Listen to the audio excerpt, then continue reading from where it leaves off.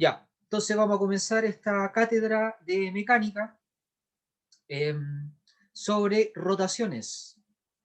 En la clase anterior vimos traslaciones, o sea, movimientos en línea recta, y vimos que el agente externo que puede cambiar la traslación se denomina fuerza, ¿ya? Y la fuerza, según la segunda ley de Newton, se mide como la razón de cambio del momentum, ¿ya? Del momentum lineal, es el nombre completo, masa por velocidad, ¿ya? Y si la fuerza neta es cero, el movimiento va a ser movimiento uniforme rectilíneo y desde otro punto de vista, según otro observador, algo que se mueva con movimiento uniforme rectilíneo, eh, también es válido decir que está en reposo, ¿ya? Reposo y velocidad constante, físicamente es lo mismo, porque en ambos casos la fuerza total es cero, ¿ya?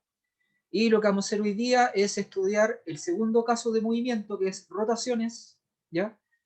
Donde el agente externo que cambia la rotación se llama torque, se mide en newton por metro o joules, y si la suma de todos los torques es cero, el objeto, parecido al caso movimiento uniforme rectilíneo, acá el objeto se puede mover con MCU, con movimiento circunferencial uniforme, ¿ya? Entonces, si la sumatoria de los torques es cero, el objeto puede estar con movimiento circunferencial uniforme o, según otro observador, puede estar en reposo total, puede estar no girando. Eso implica que el observador también está girando con MSU, ¿ya? Entonces, les voy a compartir pantalla.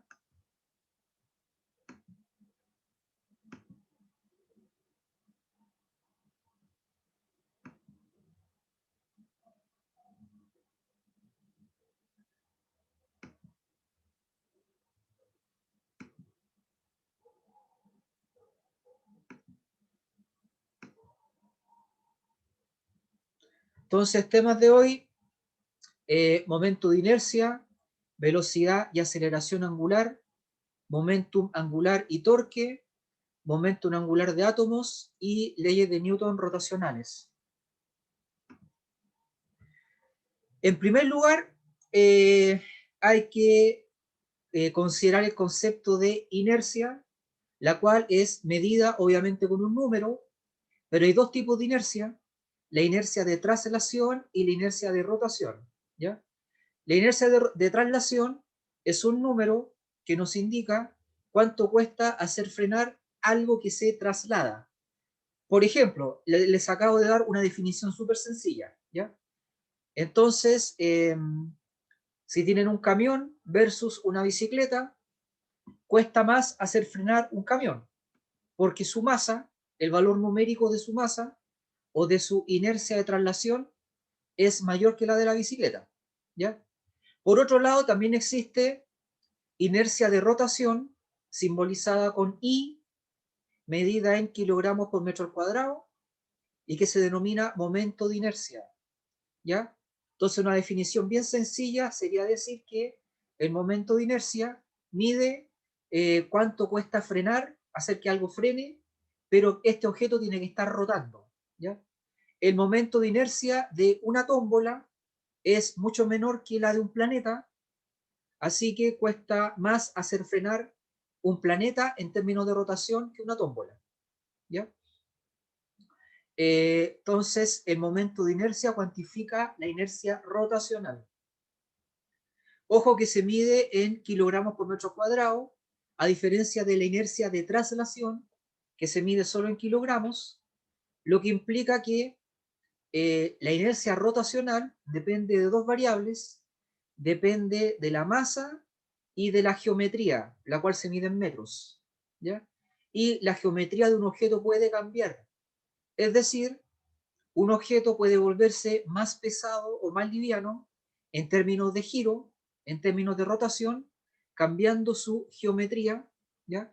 Cosa que ustedes han visto, por ejemplo, las patinadoras artísticas, cuando tienen los brazos juntos o los brazos extendidos, cambian su geometría, y al hacer eso, gira más rápido o gira más lento, porque lo que hacen es cambiar su inercia de rotación, dado que esta depende de la geometría, de la forma del objeto. ¿Ya? Para saber cuánto vale la inercia rotacional o momento de inercia de un objeto complejo, de un planeta, de una varilla, de una hélice, de un avión o de lo que sea, ¿ya? Hay que considerar cuánto vale el momento de inercia de un punto, ¿ya? De una partícula pequeña con masa que está girando a una distancia r del eje de giro, ¿ya? Y ese valor es masa por radio al cuadrado, ¿ya? Entonces, con ese dato, cualquier objeto complejo, como una hélice, lo pueden descomponer en millones de partes pequeñas, donde cada parte pequeña tiene un momento de inercia igual a m por r al cuadrado, donde r, les repito, es la distancia de la partícula al eje. Calculan el momento de inercia de cada parte y después lo suman para tener el momento de inercia total del objeto. Momento de inercia total de un objeto es obviamente la suma de los momentos de inercia de cada partícula que forma al objeto, ¿ya? Ojo que cuando ustedes dividen un objeto en millones de partes, el valor R cambia, porque algunas partes del objeto van a estar muy cerca del eje y otras partes van a estar muy lejos del eje, ¿ya? Así que al hacer la sumatoria van a tener R distintos, ¿ya? En general, ¿ya? Ahora, usando la técnica que les acabo El de... R era el radio, ¿cierto? El radio de giro, ¿ya? Ah, Distancia de la partícula al eje, ¿ya? Bueno, usando esta técnica que les acabo de mencionar, se puede calcular momento de inercia de objetos estándar. Una varilla, una corteza esférica, un cilindro, etcétera, ¿ya? Y al hacer ese cálculo se obtiene lo siguiente.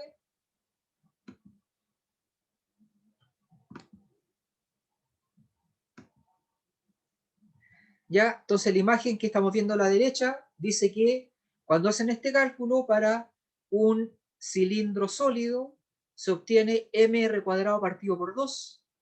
Para un anillo se obtiene mr cuadrado. Para una esfera sólida como nuestro planeta se obtiene 2/5 de mr cuadrado. Para una varilla se obtiene 1/12 de la masa por la longitud al cuadrado de la varilla. ¿Ya? Profe, ¿Sí? ¿por qué esos números tan diferentes? ¿Son producto de la integración o de qué? Sí, específicamente porque la distancia a la cual se encuentra cada partícula del eje es distinta. Es por eso. Porque tienes que hacer la sumatoria de los mr cuadrado de cada partícula. Entonces la distribución en una varilla es muy distinta de la distribución en un anillo, por ejemplo. Entonces los R son bien distintos. ¿Ya? Ya, gracias. Ya. Para un cilindro sólido, girando en torno de un eje central, que sería la quinta figura a la izquierda, ¿ya? Se obtiene 1/4 de mr cuadrado más 1/12 de ml cuadrado. Para un anillo sobre su diámetro da... ¿Sí? Cuando dice para tal, por ejemplo, para el cilindro, se refiere a que uno toma el cilindro y lo hace girar en torno a un eje, o Correcto. que el ¿Sí? cilindro gira sobre... Ah, ya, ya. En el eje que está en rojo, Ah, ya, ahora entiendo. ¿ya? Entonces los R son distintos. Fíjate que para el cilindro, para el dibujo número 1, da 1/2 de mr cuadrado, pero para el dibujo número 5, que es el mismo cilindro, da 1/4 de mr cuadrado más 1/12 de ml cuadrado. Eso es porque la distancia de cada partícula al eje cambia mucho. ¿Ya? Profe, ¿qué ¿Sí? significa ese L cuadrado? L es la longitud del cilindro. Ya. Y R es el radio. ¿Ya? Sexto dibujo, anillo sobre un diámetro, 1/2 de mr cuadrado. Después, delgada capa esférica, o sea, una corteza. ¿Ya? Un globo, por ejemplo, que una corteza daría 2/3 de mr cuadrado. Y una varilla girando no sobre el medio, sino sobre un extremo. El cálculo da 1/3 de ml cuadrado. En todos los casos se llega a ese número afirmando que el momento de inercia total es la sumatoria de las masas de cada partícula por los radios de cada partícula al cuadrado. Radio significa distancia de la partícula al eje. ¿Ya?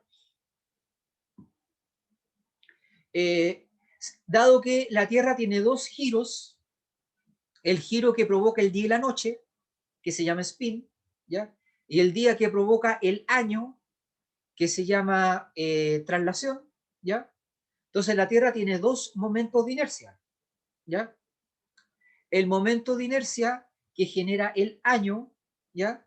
Se calcula con un puntito que es la Tierra girando en torno del Sol. Entonces, en ese caso, el momento de inercia que genera el año se calcula como masa de un puntito, que sería la Tierra, por el radio al cuadrado. Y ese radio es distancia de la Tierra al Sol al cuadrado. ¿Ya? ¿Por qué digo que es un puntito, siendo que la Tierra no es un puntito? ¿Ya?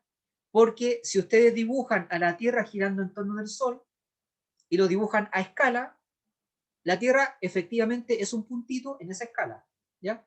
Por otro lado, cuando quieren calcular todo lo relacionado con el spin, o sea, con la generación del día y la noche, la escala cambia, ahora estamos mucho más cerca de la Tierra, estamos encima de la Tierra, de la superficie, entonces en ese caso hay que usar momento de inercia de una esfera sólida. En ese caso sería 2/5 de mr cuadrado. ¿Ya? El tercer dibujo, 2/5 de mr cuadrado. R ahora es el radio terrestre, que es 6.300 kilómetros. ¿Ya? Entonces depende de cómo gire, es el cálculo. O mejor dicho, depende del giro que estén estudiando. ¿Ya?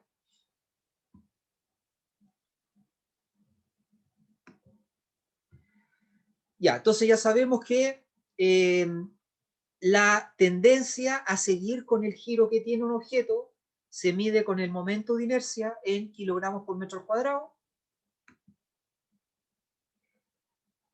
Antonia dice que no entendió la diferencia de los anillos. Ya. Primero dice anillo girando en torno de un eje que pasa por el centro. ¿Ya? Ahí da mr cuadrado. Ese es el caso de algo parecido a una rueda de bicicleta girando en torno del centro. ¿Ya? Pero el sexto dibujo es un anillo no girando por el eje de una bicicleta, sino girando en torno de un eje que pasa por el anillo. Fíjense que está dibujado en rojo el eje. ¿Es como hacer girar una moneda en la mesa, por ¿Cierto? ejemplo? Es como hacer girar una moneda, así como un trompito.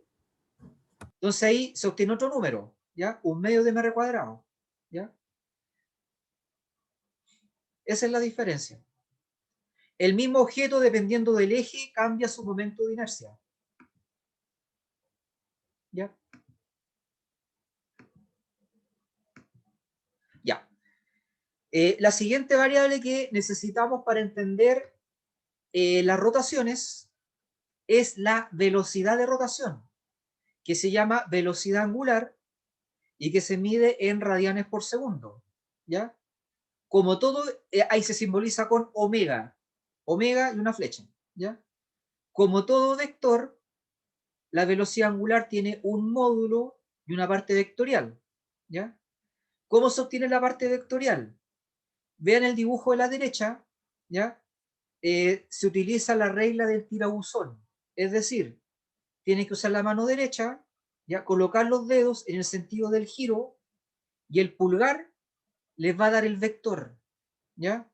Y ustedes, según el sistema de coordenadas que hayan previamente definido, ¿ya? Ese pulgar puede ser itongo, jotatongo, catongo, etc. ¿Ya? Porque recuerden que el sistema de coordenadas lo define el observador. ¿Ya? Lo que sí estamos viendo en el dibujo es que si el giro es antihorario, ¿ya? En contra de las manecillas del reloj, el pulgar queda hacia arriba, y en cambio, si el giro es horario, a favor de las manecillas del reloj, el giro o el pulgar queda hacia abajo. Si el pulgar queda hacia arriba, el giro es positivo o antihorario, y se queda hacia abajo, es un giro negativo u horario, ¿ya? Así se determina la parte vectorial. Nos falta el módulo, ¿ya?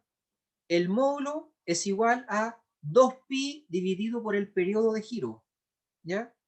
Es decir, en un tiempo igual al periodo, completa una vuelta, y la vuelta se mide en radianes, y una vuelta es igual a 2pi radianes. Así que por eso el módulo es 2pi dividido por el periodo, cantidad de ángulo dividido por tiempo, ¿ya? Si el tiempo esperado es un periodo, el ángulo recorrido, o mejor dicho, el ángulo barrido, va a ser 2pi. Y las unidades van a corresponder a tantos radianes por segundo, ¿ya? Así se define la velocidad angular, la velocidad de giro. Y evidentemente, si tenemos velocidad angular, podemos medir la razón de cambio de la velocidad angular. O sea, variación de omega partido por variación de tiempo, y eso obviamente va a ser aceleración, ¿ya? Específicamente se llama aceleración angular y se mide en radianes por segundo al cuadrado, ¿ya? ¿Alguna duda? ¿Qué era la T en el módulo? ¿En la T suma del módulo? mayúscula es el periodo o cuánto se demora en dar una vuelta, Ah, ya, ya, ya. ¿ya? O sea, el periodo o cuánto se demora en recorrer 2pi radianes, ¿ya? Una vuelta es igual a 2pi radianes. ¿Más dudas? Profe, es que no entendí eso lo de la mano derecha. Ya, Yo tampoco entendí la regla del tirabuzón. ya.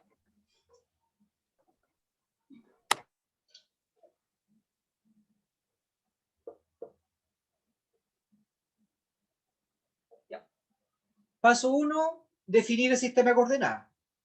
¿Ya? En física, si quieren usar números para el movimiento, hay que especificar el sistema de coordenadas. Sistema de coordenadas no es algo real, existe la imaginación del observador. Entonces uno dice, mira, en mi imaginación así va a ser X y así va a ser Y. ¿Ya?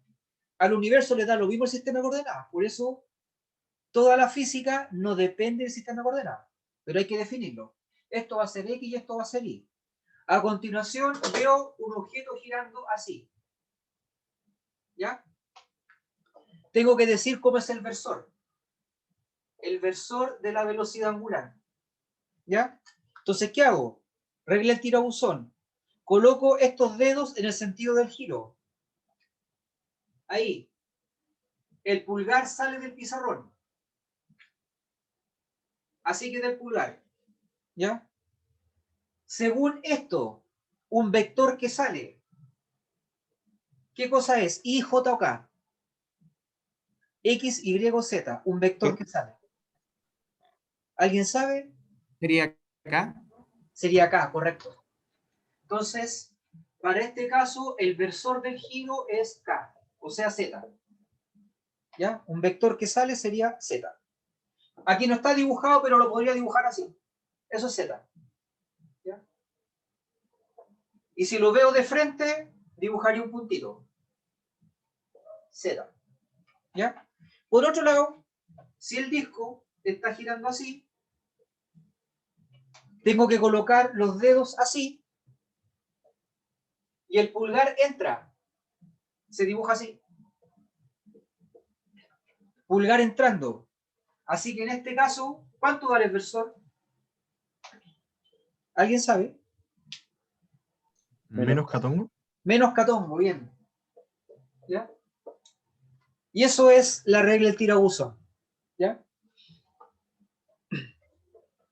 Profe, siempre se va a simbolizar de que si el pulgar está apuntando hacia mí, por decirlo de alguna manera, con un puntito Sí, observado un círculo, y si sí, está apuntando hacia la pizarra, sería sí, un círculo. Ya, sí. entiendo.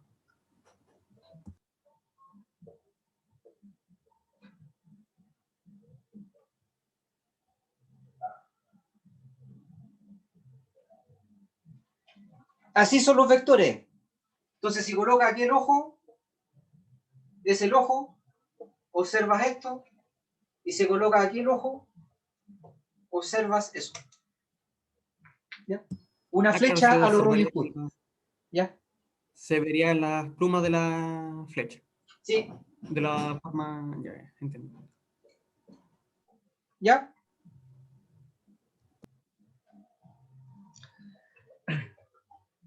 ¿Más dudas? ¿Profe? Sí, ¿Eso se hace solo con la mano derecha? sí. Entre paréntesis, es raro que el universo respete la regla de la mano derecha y no la regla de la mano izquierda, como que es, debería ser 50 y 50, debería ser simétrico, ¿ya? Si las cosas tienen probabilidad de 50% de ocurrir hacia la derecha, también tendría que tener 50% de probabilidad de ocurrir hacia la izquierda, ¿ya? Y no es así, ¿ya? Está más cargado para la regla de la mano derecha. Y los físicos que descubrieron eso y que demostraron por qué era cierto, le dieron el premio Nobel aproximadamente en el año 1955, ¿ya? Es algo bien raro, ¿ya? Que en el universo las cosas no sean simétricas, no sea 50 y 50, ¿ya? Así que esto que parece sencillo es un gran descubrimiento digno del premio Nobel, ¿ya? ¿Más dudas?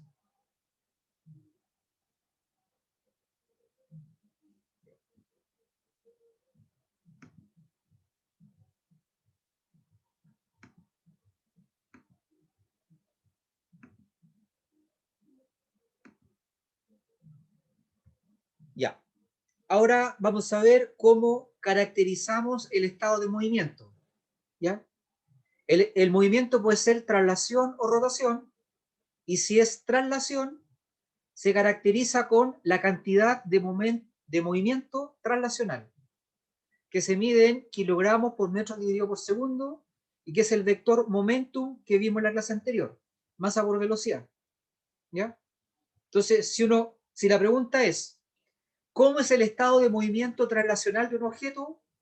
La respuesta es tanto momentum en X, tanto momentum en Y, tanto momentum en Z. Ahí está respondido, ¿ya?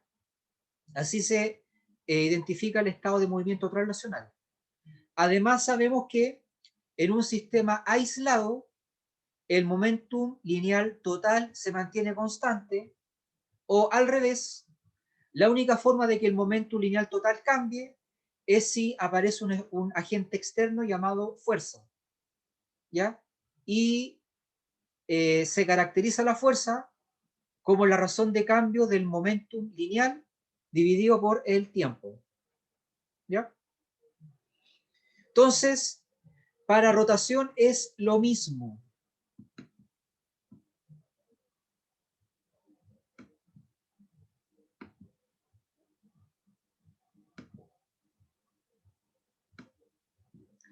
El estado de movimiento rotacional se identifica con el momentum angular del objeto medido en joules por segundo, de modo que en el caso de traslación era masa por velocidad, es decir, inercia de traslación por velocidad de traslación.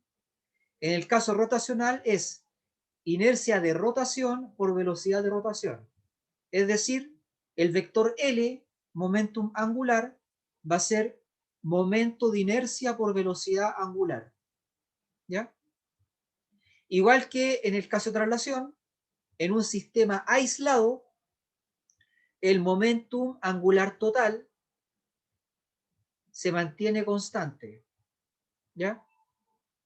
Asimismo, existen agentes externos que cambian el estado de rotación, ¿ya? Dice cambios en el momentum lineal, pero debería decir cambios en el momentum rotacional, ¿ya? Me acabo de dar cuenta de ese error, ¿ya? Debe decir, los torques son los agentes responsables de los cambios en el momentum rotacional o angular, ¿ya? Dado que el torque se define como la razón de cambio del momentum angular respecto del tiempo, ¿ya? El momentum angular queda medido en joules por segundo, mientras que el torque queda medido en joules.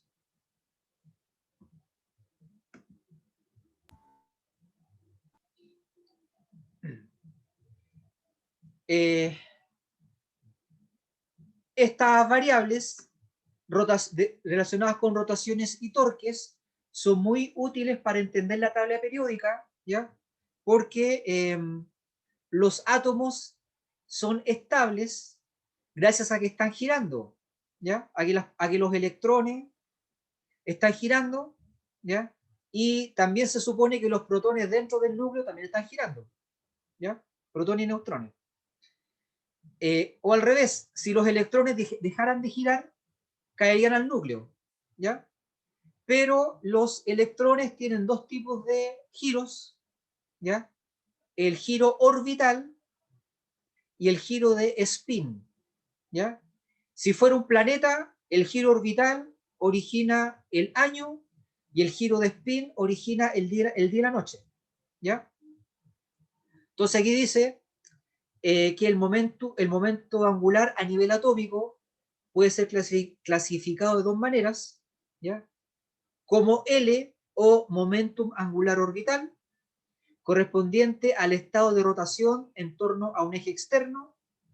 Por ejemplo, el electrón girando en torno de un núcleo, así que el eje es externo al electrón, ¿ya? Ejemplos de giro en torno de un eje externo: la Tierra orbitando en torno al Sol o un electrón orbitando en torno al núcleo, ¿ya? De ahí proviene el momentum angular orbital. Y el otro tipo de giro es S, el giro S, que también es un momentum angular, pero se llama spin, correspondiente al estado de rotación en torno de un eje interno. En el caso de la Tierra, sería la Tierra rotando en torno del eje norte-sur, ¿ya? Que origina el día y la noche. Y en el caso del mundo atómico, estaríamos frente a un electrón girando en el experimento de Stern-Gerlach, ¿ya? Ese experimento demostró que los electrones tienen spin y se relaciona con el magnetismo y origina un número cuántico que ustedes deberían conocer en la tabla periódica, Profe, ¿sí?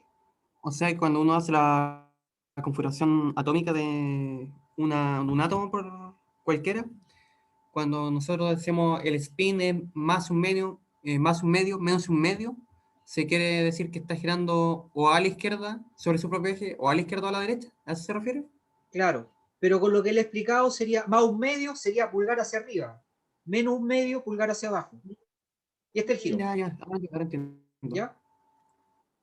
Bueno, el experimento de Stern-Gerlach permitió descubrir el número cuántico magnético, que ustedes lo usan en la tabla periódica. El tercer número cuántico. El primer número cuántico es el nivel, o n. El segundo número cuántico es L, ¿ya?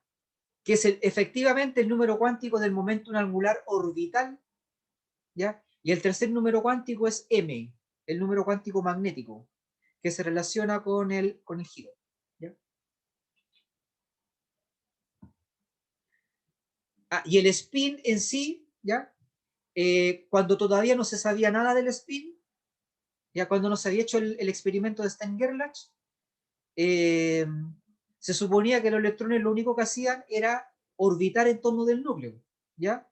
Pero debido al experimento de Stern-Gerlach, se descubrió que tienen algo semejante a girar en torno de sí mismos, ¿ya? Digo semejante, ¿ya? Porque a escala atómica el electrón no es una partícula, es una onda de probabilidad, ¿ya? Pero sí hay una analogía, ¿ya? Entonces, en términos de analogía, esto sería similar a una especie de día y noche para el electrón, y en ese caso ese giro se identifica con el spin, ¿ya? Número cuántico S, ¿ya? El experimento de Stern-Gerlach permitió descubrir el número cuántico S, un cuarto número cuántico, ¿ya? El nivel, el número cuántico L, el número cuántico M y el número cuántico S, ¿ya? Para un átomo, ¿ya? El momento angular total va a ser igual a J. ¿Qué significa J? Momentum angular total, y va a ser igual a L más S. O sea, la suma de todos los momentos angulares orbitales más la suma de todos los espines. Y eso es J, el momento angular total. Una definición obvia. ¿Ya? El total se calcula sumando las cosas. ¿Ya? ¿Alguna pregunta? Profe, ¿puede volver un segundo a la diapositiva? Ya.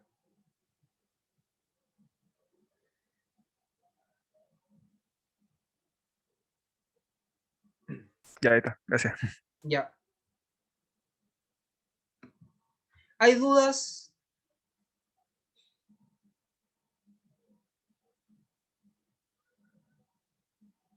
Ya.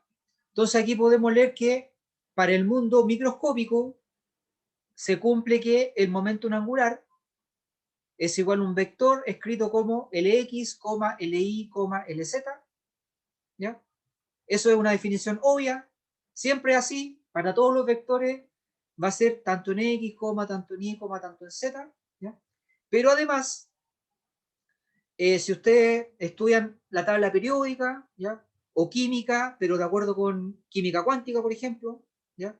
O tal vez algunos de ustedes lo vieron en la enseñanza media, el módulo de L, el módulo del momentum angular orbital, se calcula como raíz cuadrada de L por L más 1 H barra.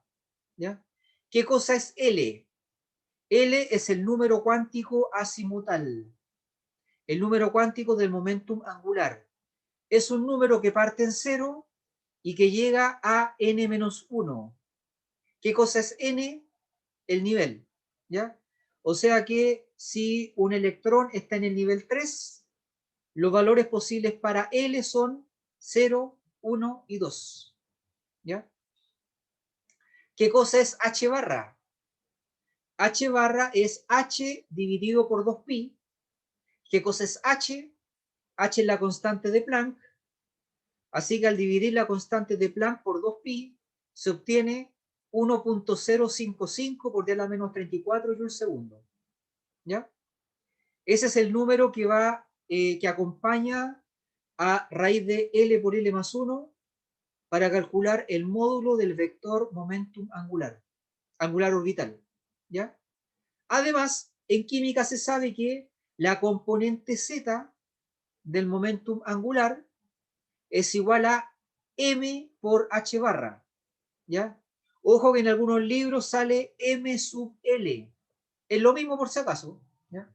M es lo mismo que m sub l. M es el número cuántico magnético que va desde menos L hasta más L. O sea que si L vale 2, el número cuántico magnético vale menos 2, menos 1, 0, 1, 2. ¿Ya? Hasta aquí, Profesor, ¿alguna duda? yo tengo una duda. En ese caso de que tome esos números, ¿se tiene que resolver este cálculo con todos los números o solamente dependiendo de en qué número caiga el electrón? A ver, por ejemplo, si te dicen que un electrón está en el nivel 5, entonces L puede ser 0, 1, 2, 3, 4. ¿Ya? Entonces, cuando Sí. uno resuelve la ecuación, parte suponiendo que L puede ser 0, 1, 2, 3 o 4. Pero cuando llegas al último paso, descubres, para este electrón L vale ya sea 1, 2 o 3 o 4. ¿Ya? Ah, ya. Entonces, del espectro de posibilidades, uno se queda al final con 1. ¿Ya? Ya. Ya. Habiendo explicado eso, después en cursos más avanzados, ¿ya? Pero que no es parte de mecánica, pero igual se lo voy a contar, ¿ya? Uno descubre que el electrón puede tener todos los números cuánticos al mismo tiempo, ¿ya? Y lo cual parece ilógico, pero cuando uno hace un experimento, ¿ya? Dice, mira, este electrón puede tener un L que vale 0 o 1 o 2 o 3 o 4. Si vale 0, va a pasar esto. Si vale 1, va a pasar esto. Si vale 2, esto. Y si vale 3, esto. ¿Ya? Pero cuando uno hace el experimento, el resultado indica que tiene todos los números posibles al mismo tiempo. Pero eso no siempre pasa. ¿Ya? Pero eso, ahí cierro el paréntesis, no es parte de este curso de Física 1. Pero bueno que lo sepan. se pone más interesante en los siguientes semestres. ¿Ya? Y lo segundo es el spin, el otro tipo de momento angular, pero esto no es orbital, ¿ya? Sino más bien es un giro en torno del propio eje. El spin es un vector que tiene 3 coordenadas, como todo vector, ¿vale? Sx, Si, Sz, pero en química se descubre que el tamaño o módulo del spin vale raíz cuadrada de S por S más 1 H barra, donde S es el número cuántico del spin, que siempre vale un medio, por lo tanto, el módulo del spin es constante, ¿ya? Dado que S minúscula siempre vale un medio, y además se sabe que el spin en Z o vale menos H barra medios o vale más H barra medios, ¿ya? Entonces, cuando uno dice spin menos un medio, lo correcto es decir menos H barra medios. Spin más un medio es más H barra medios, ¿ya? Porque el spin tiene que tener unidades de spin, ¿ya? Y eso se lo da el valor de H barra que se mide en joules por segundo, ¿ya?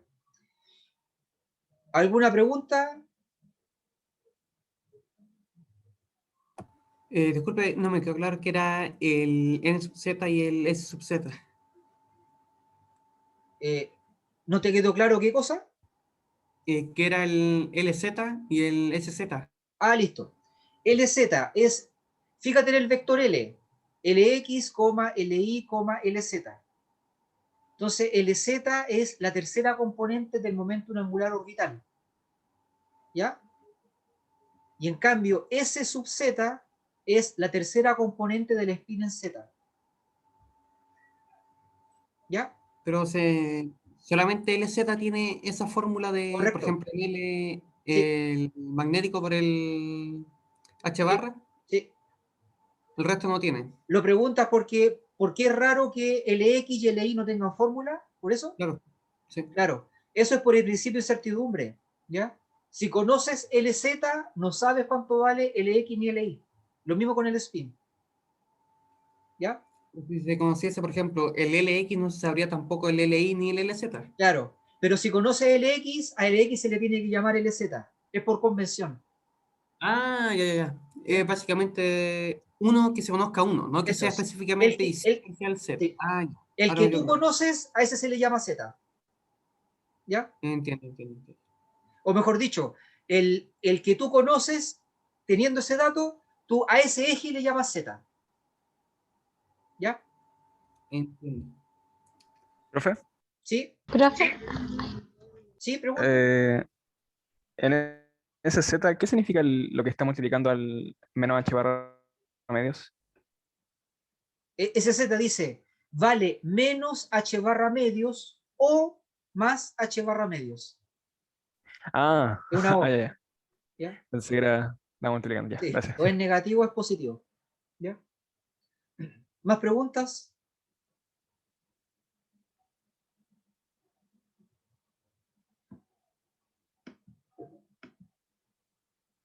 ¿Por qué el número de spin es siempre igual a un medio y no puede ser menos un medio? Ya. Eh, Resulta que el número cuántico del spin solo sirve para una cosa. Cumple el mismo papel que el valor de L en el caso del momento angular orbital. ¿Ya? En el caso del momento angular orbital, el número L permite obtener el módulo del momento angular orbital. Así que el número S permite únicamente obtener el módulo del spin, ¿ya? Y se descubrió que el módulo del spin no cambia, siempre tiene un único valor. Así que el número cuántico S minúscula siempre tiene un valor constante que mediante experimentos magnéticos, el experimento de Stein-Gerlach, se descubrió que vale exactamente un medio, ¿ya? Entonces, parte de la explicación es porque ese número cuántico, ya sea L o S, determina el módulo del momento angular, esa es la explicación matemática, y la explicación experimental es que el experimento indica que tiene que valer un medio, el experimento de Stein-Gerlach, ¿ya? Profe, ¿Sí? quedé con la duda todavía un poquito de el LZ. O sea, ¿significaría que LZ sería cualquier valor que encontráramos, sea X, Y o Z, o solo X o Z? Ah, bueno, en este curso lo vamos a hacer simple, ¿ya? El eje Z va a ser el último, ¿ya? La última coordenada. Entonces, esta fórmula sirve para la última coordenada, ¿ya? Ahora, en general, el valor que tú conoces, que puede ser ya sea LX o LY o LZ, uno de los tres, por ejemplo, tú conoces L sub I, hiciste un experimento y conoces L sub I. A partir del momento que tú dijiste que conocías L sub I, al eje Y le tienes que llamar Z, ¿ya? Es una convención, ¿ya? Siempre te dicen, hay tres coordenadas y la coordenada que tú conozcas, por convención le tienes que llamar Z, para que así todo el mundo se entienda, ¿ya? Para que así todos sepan que la tercera coordenada es la única que se conoce, ¿ya? Gracias, profe. Ya. ¿Más dudas?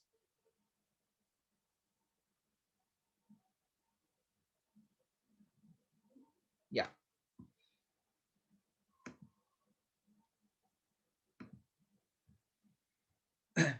Ahora vamos a ver las tres leyes de Newton, pero respecto de los giros, respecto de las rotaciones. Porque las tres leyes de Newton que vimos antes eran para traslaciones, ¿ya? Entonces, la idea es la misma, pero en vez de hablar de fuerza, hablamos de torque, ¿ya?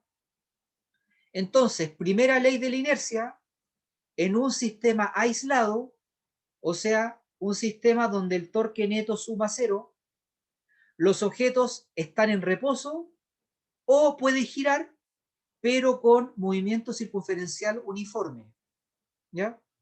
Ojo, para que algo esté girando no hay que aplicar torque, porque si está girando con MCU, el torque total es cero, ¿ya? Se puede girar sin un agente externo que esté provocando el giro. El agente externo se llama torque, ¿ya? Ejemplo, el torque que genera el Sol sobre la Tierra es cero, ¿ya? Lo que significa que la Tierra va a girar con movimiento circunferencial uniforme, ¿ya? Entonces la pregunta es, ¿se puede girar pero sin movimiento circunferencial uniforme?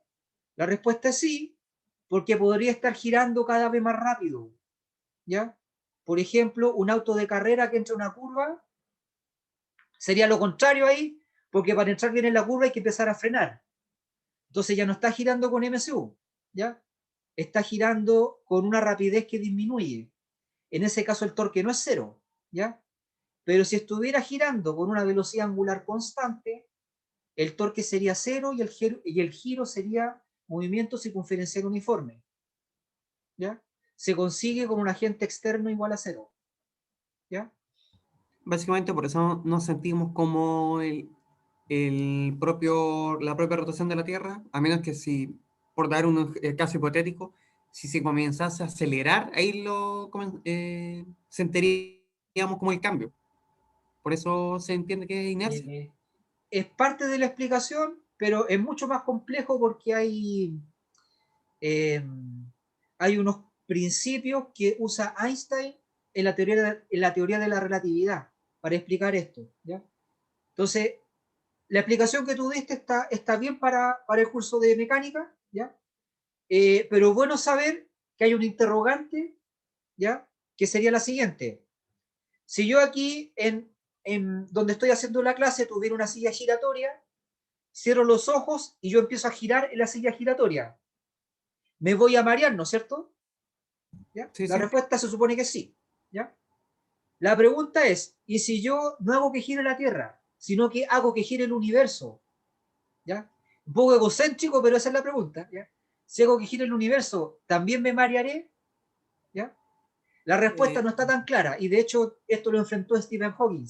Así que bien, esta primera ley de la inercia es bien compleja, ¿ya? Pero ahí cierro el paréntesis. Solo lo dejo como pregunta para que puedan responder cuando tengan más conocimientos de física, ¿ya? Ya. Ya, segunda ley, definición operacional de torque. ¿Ya? ¿Cómo se calcula matemáticamente el torque?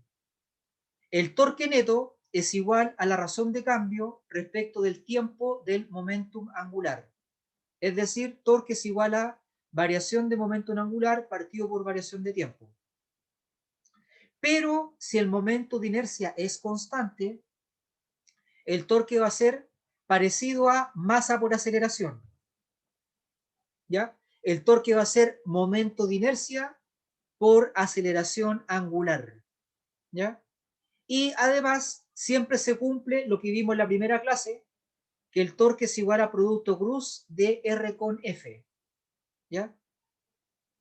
R es el punto donde se aplica la fuerza, parte en el eje de giro y termina esta flecha en el punto donde se aplica la fuerza, y F es la fuerza que aplicaron.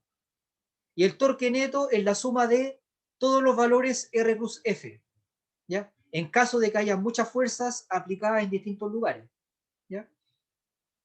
Siempre es en ese orden. Sí, Primero R y luego F. Ya. sí, porque si no te da con el Gracias. signo cambiado, ¿ya?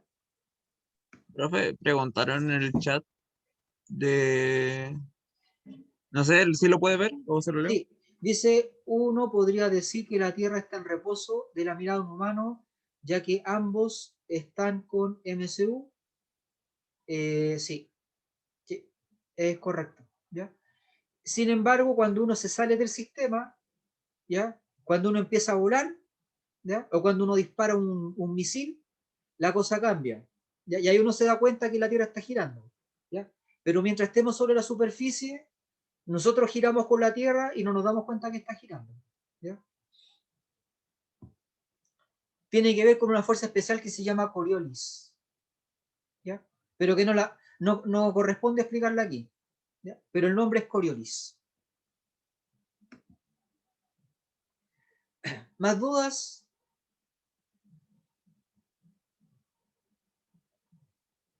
Ya.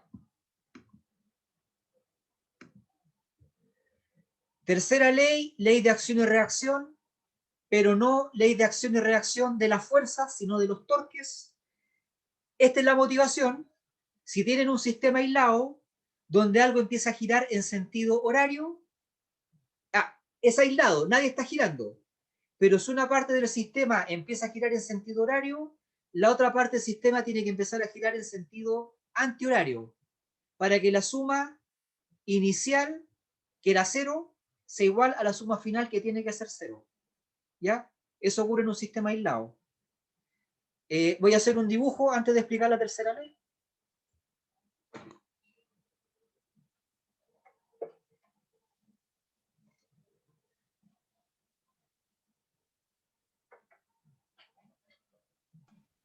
¿Es como lo que pasa con engranajes o no? Tiene que ver, sí. Cuando usa un engranaje, le transmite el giro al revés al siguiente engranaje. Sí.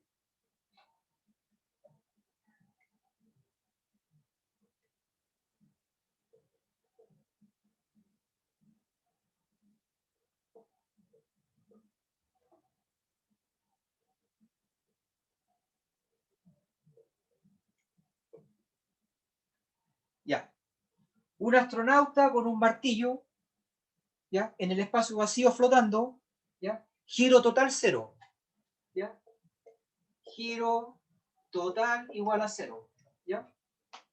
Cuando el astronauta tiene el martillo, ¿ya?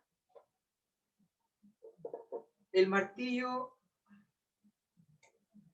va a girar así, ¿ya? ¿Ya? Eso se llama giro, va para allá, ¿se fijan? Así. Giro antihorario o positivo, ¿ya? Algo le pasa al astronauta, ¿quién sabe? Si el astronauta lanza el martillo. Debería ir girando, pero con giro negativo. Bien. O Sí. sea, hacia el otro lado. Sí. Entonces el astronauta empieza a girar así y se mantiene, ¿ya? Eso implica... Claro, porque, Dime.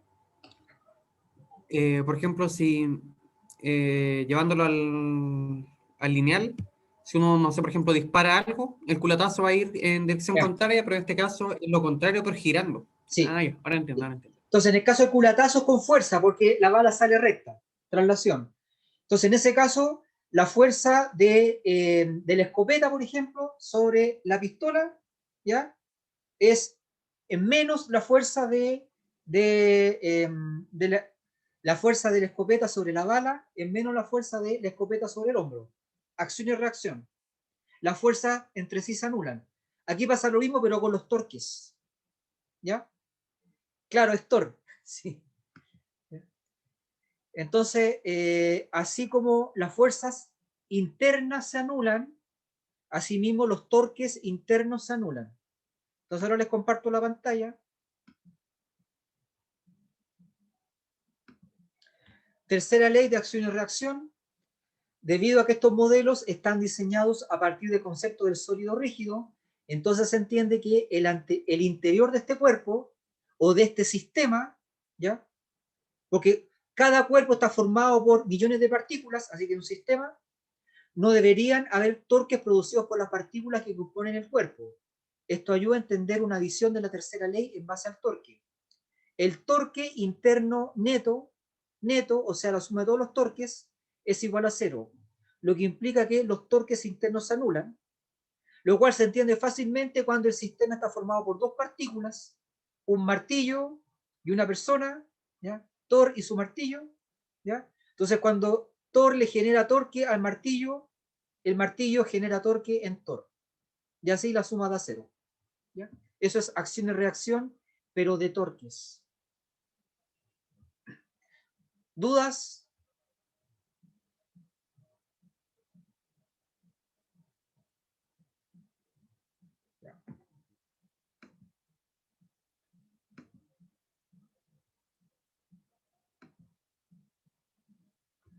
Ya, esa era la parte teórica de rotaciones. ¿Alguien tiene alguna pregunta? Profe, no es acerca de la materia en sí, pero es sobre el seminario. ¿Vamos a trabajar con la guía G09 o con la G10? La guía 10, Ah, ya. ¿ya? La de esta semana. Ok. ¿Más preguntas?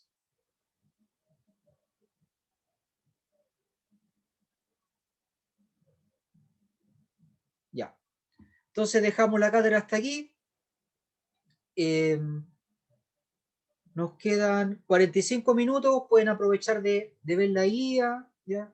O de repasar los temas que vimos hoy día, buscando los keywords, ¿ya? Momento de inercia, velocidad angular, momento angular, etc. ¿Ya? Entonces dejamos hasta aquí la cátedra. Nos vemos luego. Que estén bien. Chao, profe, nos vemos. Chao. Chao, profe, gracias. Chao.